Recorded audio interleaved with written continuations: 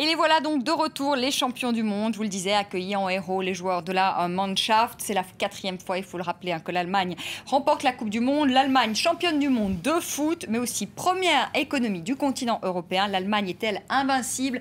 Eh bien, on en parle avec nos invités, avec vous, Anne-Marie Le Gloanec. Bonsoir. Bonsoir. Vous êtes chercheuse au CERI à Sciences Po, spécialiste de l'Allemagne. Jean-Thomas Le Sueur, bonsoir. Bonsoir. Vous êtes directeur général de l'Institut Thomas More, qui est un think tank, on peut le dire, libéral. Anne-Marie Le Gloanec, est-ce que cette victoire va donner encore un nouveau coup de fouet encore aux Allemands, selon vous? Je pense qu'il faut toujours relativiser l'impact des victoires allemandes ou françaises ou autres sur disons l'économie ou le moral allemand. Sur le moral allemand, vraisemblablement, je pense qu'il y avait une vague d'enthousiasme qui existait déjà, qui a déjà existé auparavant. Mais au-delà de la vague d'enthousiasme, au-delà de la fierté, mais aussi du confort d'être allemand, je ne pense pas que ça ait d'effet particulièrement oui, mais vous dites profond. ça, mais nous, en 1998, quand on était champion du monde, Oui. ça nous a quand même donné un coup de fouet. On louait cette France black, blanc, beurre. Alors vous allez me dire peut-être que les Allemands, finalement, ils n'en avaient pas besoin non plus, parce qu'ils vont plutôt bien, les Allemands. Ils sont plutôt bien, les Allemands. C'est ça, peut-être la vérité, c'est pour ça qu'il n'y a peut-être pas beaucoup d'impact, non, on a vu aussi qu'ils sont aussi black, blanc, beurre. Je veux dire, ils l'ont bien démontré cette fois-ci par rapport aux fois antérieures. Ça, c'est avec cette nouvelle loi, ce droit de la nationalité qui a été voté en Allemagne. Exactement, mais déjà depuis une dizaine d'années. C'est plus d'ailleurs. Mais on voit une Mannschaft qui n'est pas ce qu'on a connu dans le passé, à savoir une Mannschaft essentiellement allemande d'origine et essentiellement âgée aussi. Pendant quelques années, on a beaucoup glosé sur l'âge des joueurs allemands. Ce n'est plus le cas, puisque c'est le plus jeune qui a remporté qui a donné 1000 buts et remporté la Coupe du Monde. Jean-Thomas Le Sueur, ils en avaient vraiment besoin, les Allemands, de cette victoire. Nous, on en avait un peu plus besoin quand même. Non, il faut se dire la vérité quand même. Écoutez, j'en sais rien. Je pense qu'effectivement, sur le moral d'une population ou d'un peuple, ça fait toujours, du bien. Effectivement, je suis d'accord avec Madame Le Gloanec. Je ne sais pas très bien quel effet concret et réel ça a sur la croissance, la consommation, etc. En revanche, pardon, excusez-moi, je pense que sur l'état moral et de mentalité d'un pays, et en l'occurrence un pays effectivement dont aujourd'hui le modèle fonctionne bien et les résultats sont bons, ne peut être que agréable à vivre et aller dans le bon sens pour ce pays-là, oui. Anne-Marie Le Gloanec, est-ce que cette victoire de l'Allemagne reflète ce qu'est aujourd'hui le pays, en tout cas l'image qu'il donne un peu d'un pays un peu invincible, où tout fonctionne? En tout cas, c'est le sentiment que donne l'Allemagne. Aujourd'hui, on voit une économie, des déficits qui ont été qui sont aujourd'hui à l'équilibre, en tout cas qui seront à l'équilibre en 2015, un taux de chômage qui est très faible par rapport à la France. Est-ce que cette victoire, finalement, est-ce qu'elle ne reflète pas ce qu'est l'Allemagne aujourd'hui, Écoutez, je crois que les victoires allemandes, il faut toutes les placer dans un contexte particulier. Il y a eu la fameuse victoire, je crois que c'était en 56 contre la Hongrie à Berne. On a parlé du miracle de Berne parce que les Allemands étaient les proscrits de l'Europe et que soudain ils regagnaient une place sur la scène européenne et internationale. Là, on peut effectivement interpréter la victoire allemande comme la marque d'une invincibilité à tous égards, mais enfin quand même, il y a des faiblesses. Et en particulier, je me plairais volontiers à dire qu'il y a un flop absolument majeur, qui est l'aéroport de Berlin-Brandebourg. Cet immense aéroport qu'on a conçu, que les Allemands ont conçu comme je dirais un projet pharaonique. Disons-le franchement, très grand, une architecture absolument remarquable. On a voulu agrandir, on a voulu rajouter des bouts, et finalement, ça ne fonctionne plus parce que les différents bouts n'étaient pas conçus pour être à la taille finale de l'aéroport et qu'on ne sait plus où vont telles files, à quoi sert exactement la salle de désenfumage. C'est une monstruosité. C'est une monstruosité, ce flop. Mais nous, Français, on aimerait bien avoir qu'un flop comme ça, s'il y avait un aéroport qui fonctionnait pas. C'est pas comme si la France, depuis une trentaine d'années, n'avait pas connu des échecs industriels ou architecturaux. Je vous rappelle que sur l'Opéra Bastille, les plaques tombent sur les passants. Donc, effectivement, c'est un vrai sujet en Allemagne. Vous avez raison. Cela dit, dans le paysage, taux de croissance, taux de chômage, chômage, richesse. Voilà, je veux dire, l'Allemagne est un pays qui se porte bien. S'il faut faire absolument un parallèle, puisque vous y tenez, chère Vanessa, entre le football et le modèle économique et social, c'est qu'on a l'impression qu'il y avait une stratégie, une vision, et qu'on a su établir et mettre en œuvre une méthodologie pour y arriver. Au début des années 90, le football allemand était en perdition. La fédération allemande a fait un choix. Elle a dit on va aller voir ce qui se fait de bien partout ailleurs en Europe. On va benchmarker, pour employer un vilain mot. On va faire une analyse comparative et on va prendre les meilleures pratiques qu'il y a ailleurs. Ça paye 15 ans après.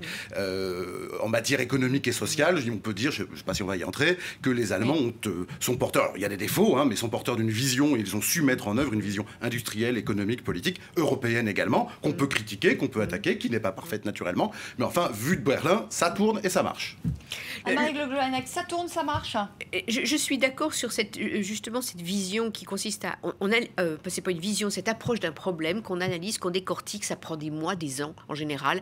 Il y a toute une... C'est pas un phénomène comme chez nous, on discute pendant 24 heures parce que c'est la catastrophe et le lendemain on va avoir l'idée du siècle. C'est un processus qui vraiment est en général très lent dans tous les domaines qu'on peut analyser. Dans le domaine du football, le benchmarking dont vous avez parlé, puis aussi cette Mannschaft qui vieillissait, bien du coup, tout d'un coup, on voit toute une série de jeunes surgir qu'on a repérés systématiquement et qu'on a entraînés. Donc il y a un vrai professionnalisme à cet égard. Et on pourrait faire le parallèle avec la démographie. Tout le monde sait en Allemagne et ailleurs que l'Allemagne a un vrai problème démographique, comme l'Italie, comme l'Espagne, etc., comme beaucoup de pays européens ou non européens d'ailleurs.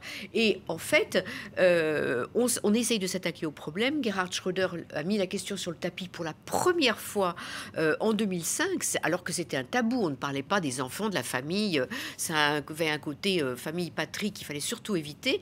Et depuis quand même 15 ans maintenant, on parle 10 ans, pardon, on parle de démographie et de ce qu'on peut faire. Et aussi, surtout, on va chercher les jeunes à l'étranger, notamment là où ils ont des difficultés à trouver des emplois, c'est-à-dire au Portugal, en Espagne, en Italie, en Grèce. Et ce sont des jeunes qui sont très bien formés. Et il y a des contrats, justement, pour les employer, pour les utiliser en partenariat avec ces pays. C'est un exemple très intéressant, la démographie, parce qu'effectivement, vous l'avez dit vous très bien, c'est un problème qui n'est pas neuf et dont tout le monde est conscient, mais on a mis en place une stratégie construite, intelligente, et effectivement, depuis 5 ans, on est allé chercher des jeunes Européens formés, issus de pays largement en crise, où le taux de chômage des jeunes est extrêmement élevé, Espagne, Italie, France un petit peu, et on fait venir donc de la jeunesse formée, ce qui, pour le dire, navré de ne pas être politiquement correct, posera moins de problèmes d'intégration qu'avec possiblement d'autres populations, et donc c'est une politique concertée, construite, voulue. C'est très typique de la méthode, de la manière, de l'approche allemande. Si on anticipe aussi finalement les problèmes, finalement, nos points de faiblesse, ce qui n'est peut-être moins le cas, nous, Français, non ? La question démographique ? Pas sur la question démographique, d'une manière de l'anticipation, c'est-à-dire l'Allemagne qui anticipe, parce que finalement, on voit même les réformes Schröder, les réformes Hartz, ça date quand même d'il y a plus de 10 ans, l'Allemagne a anticipé finalement, alors que nous, on n'a pas anticipé, nous on est en pleine crise, et c'est en pleine crise qu'on décide de mettre en place des réformes. Est-ce que ça, c'est pas aussi très allemand, si je puis dire, entre guillemets, je dirais leur aussi, réussite ? Je dirais aussi, encore une fois, tout ça n'est pas exemple critique, mais je dirais aussi une capacité à mettre, si ce n'est l'ensemble, du moins une majorité d'acteurs autour de la table, et d'essayer de dégager des consensus. Regardez, je fais un contre-exemple qui est la réforme territoriale française, réforme qui aurait dû être majeure et qui aurait dû être très bienvenue. Elle est décidée le soir par un homme seul dans un bureau, mal vendue, mal expliquée, et au final, ce sera une nouvelle réforme pour rien. Les Allemands, si j'ose dire, ne savent pas faire ça. Quand ils engagent une réforme, Madame l'a dit, ça peut prendre infiniment de temps, ça peut se perdre un peu, etc. Mais on met du monde autour de la table, on discute, et globalement, il y a des échecs, encore une fois, mais globalement, ça aboutit à quelque chose. Et une fois qu'on le met en œuvre, vous avez raison, ça peut mettre 10 ans à sortir, mais ça sort.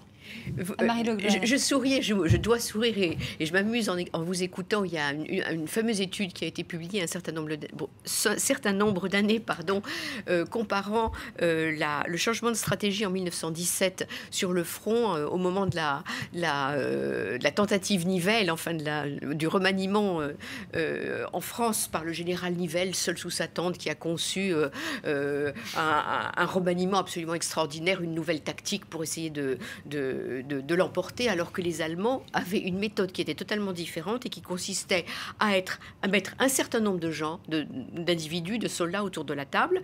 Ensuite, de dessiner des plans, de concevoir, de repenser la tactique. Et ensuite, d'avoir des feedbacks des soldats, moyennant quoi, effectivement... Ils n'ont pas gagné la guerre. Sur le plan... non, là, c'était peut-être la tactique n'était pas très... Sur le plan tactique, ils ont réussi, effectivement. Ils ont perdu la guerre, mais ils ont gagné une bataille.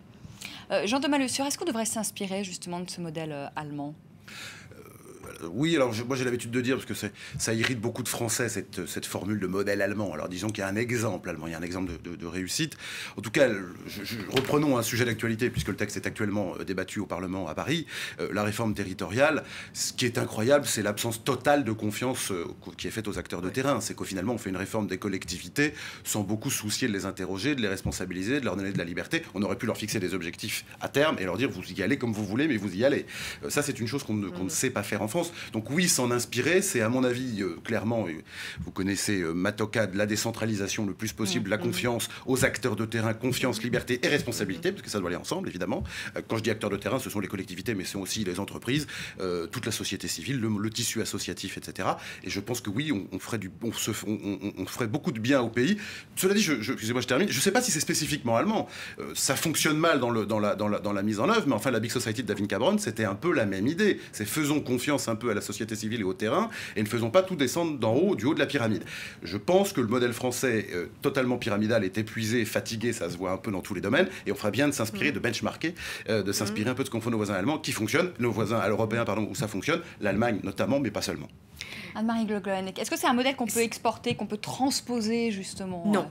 En France. Justement, parce qu'il faudrait commencer au jardin d'enfants. Ce que vous dites est absolument vrai, j'y souscris tout à fait, mais il faudrait commencer au jardin d'enfants, il faudrait continuer à l'école primaire, il faudrait continuer à l'école secondaire, il faut tout recommencer. Il faudrait aussi que les éducateurs aient aussi cette vision-là. Quand on voit la manière dont sont élevés les gamins et les gamines en Allemagne, qui consiste à s'aider, à s'entraider les uns les autres et à travailler ensemble, on n'a absolument pas la même approche en France. Et donc, vous comprenez que la société française, la société allemande, elle se construit dès l'enfance. Et donc, il y a... Mais c'est des mentalités, peut-être. Non, c'est pas très culturel, aussi. C'est des manières de faire et des manières de vivre et qui demanderaient une transformation profonde, une prise de conscience d'abord. Parce qu'en général, en France, on n'en est pas conscient de notre modèle éducatif. Enfin, les parents, souvent, et même les professeurs ou ne sont pas conscients du caractère hiérarchique de leur relation avec leurs élèves et la manière dont les élèves justement se tirent des balles dans les pattes les uns des autres. Donc en fait il faudrait tout reprendre, mais c'est où est la poule et où est l'œuf, il faudrait tout recommencer. Donc c'est pas seulement, les institutions peuvent être transformées, mais transformer des institutions demande beaucoup de temps, beaucoup de volonté. Il faut s'y mettre demain matin, alors. Oui. Il faut s'y mettre demain matin. Bon.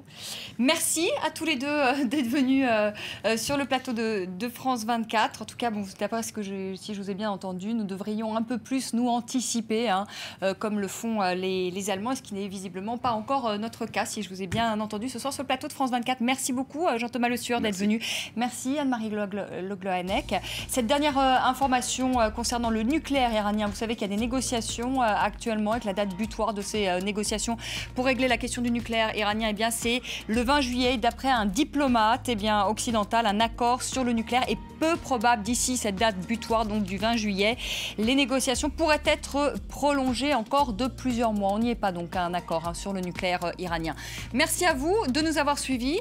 Très belle soirée. Je vous retrouve demain soir à partir de 18h. Tout de suite, le journal avec Raphaël Kahn. À demain.